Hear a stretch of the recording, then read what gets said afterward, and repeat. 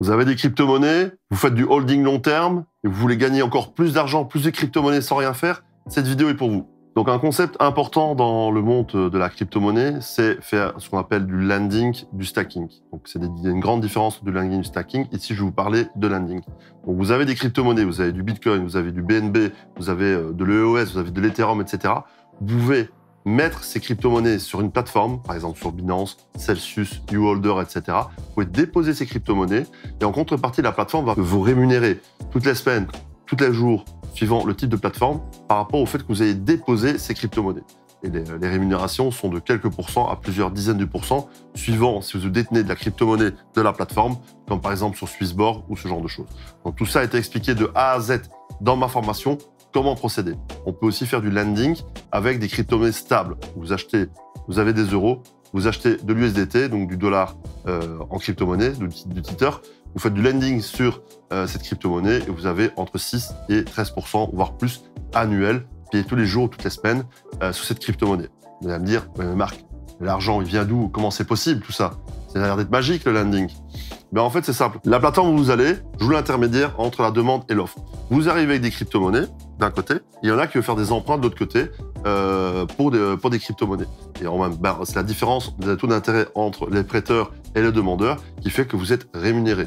Une autre façon aussi d'être rémunéré sur ces crypto-monnaies, c'est des exchanges qui font du trading avec du levier, ce qu'on appelle du leverage, par exemple sur des futurs, sont obligés de détenir ces crypto-monnaies pour pouvoir interagir.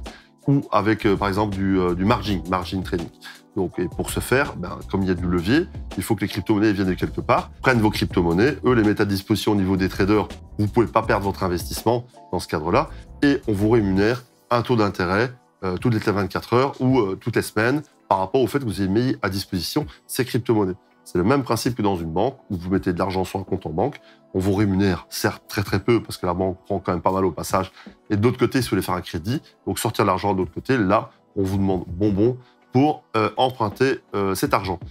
Au lieu que ce soit la banque au milieu qui prenne le plus, ici, c'est vous, la personne qui met à disposition, qui sera rémunérée correctement et à hauteur de ce qui a été prêté. Donc c'est des choses que moi je fais depuis longtemps, des investissements que je fais depuis longtemps. Si je fais du holding long terme avec du Solana, du Bitcoin, de l'USDT, etc., toutes mes crypto-monnaies, je les lend.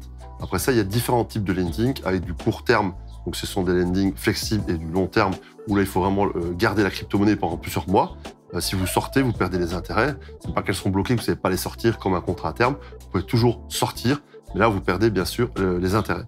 Après ça, vous avez des lendings qui sont flexibles et où vous récupérez l'argent de façon régulière.